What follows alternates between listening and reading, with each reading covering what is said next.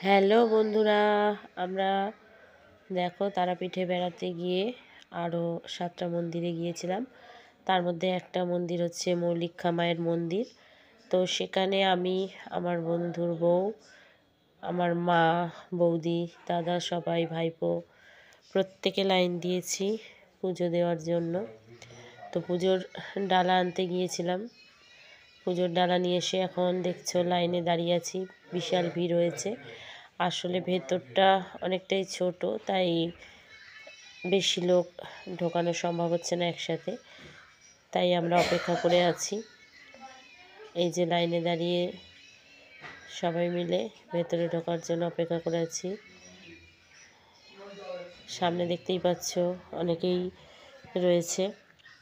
সবাই একে একে পুজো দিয়ে বেরোলে তারপরেই আমরা ঢুকতে পারবো। বাইরেও অনেক লোক রয়েছে, অনেকে বসে আছে, অনেকে ঘুরছে। মৌলিক্ষা মায়ের মন্দিরটি ভীষণ সুন্দর। আর এই প্রথমবারই আমি এখানে এসেছি। আমি এর আগেও অনেকবার তারাপীঠে এসেছি, কিন্তু মৌলিক্ষা মায়ের মন্দিরে কোনোদিনই আসা হয়নি।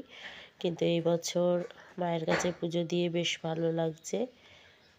তো অপেক্ষা করে আছি কখন ভেতরে ঢুকতে পারবো। কিছু লোক পুজো দিয়ে বেরিয়ে যাচ্ছে, আর অল্প অল্প করে লাইন এগোচ্ছে। আমরা মোটামুটি মায়ের কাছাকাছি চলে এসেছি। ধীরে ধীরে প্রবেশ করব ভেতরে। তো সবাই অপেক্ষা করে আছি কখন মাকে একটু দেখতে পাবো। প্রায় অনেকটাই চলে এসেছি, আর একটুখানি সময় পরেই এই যে দেখো কত সুন্দর মাকে ফুল দিয়ে সাজানো হয়েছে। এটাই মৌলিক্ষা মা। তো সবাই সবার মনের সব কিছু মায়ের কাছে জানাচ্ছে। কি সুন্দর করে মাকে সাজানো হয়েছে দেখো। মোটামুটি আমরা পৌঁছেই গেলাম মায়ের কাছে। আর এই যে পুজো দিতে বসে পড়েছি। আমি রয়েছি, ভাইপো রয়েছে, হ্যাঁ, বন্ধুর বউ রয়েছে, দাদা বৌদি রয়েছে, সবাই রয়েছি। সবাই মায়ের কাছে পুজো করছি। ভেতরে ঠাকুরমশাইও রয়েছেন। উনি আমাদের অঞ্জলি দেওয়ার মন্ত্র বলছেন।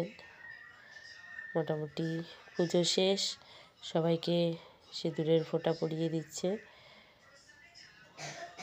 এই যে আমাদের পুজো দেওয়া হয়ে গেছে, পুজোর ডালা নিয়ে নিয়েছি। দেখে নাও সবাই মাকে, আর বাড়ি থেকে সবাই প্রণাম জানাও মায়ের কাছে। আমাদের পুজো দেওয়া হয়ে গেছে, বেরিয়ে পড়েছি। এবার বাকিরা আস্তে আস্তে যাবে। আর এই যে এখানে আমরা ধূপ মোমবাতি জ্বেলে দিচ্ছি।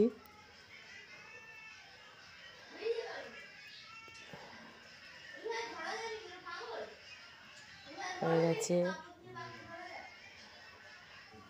আমার বন্ধুও মায়ের কাছে ধূপ দেখাচ্ছে। হয়ে গেছে আমাদের ধূপ দেখানো।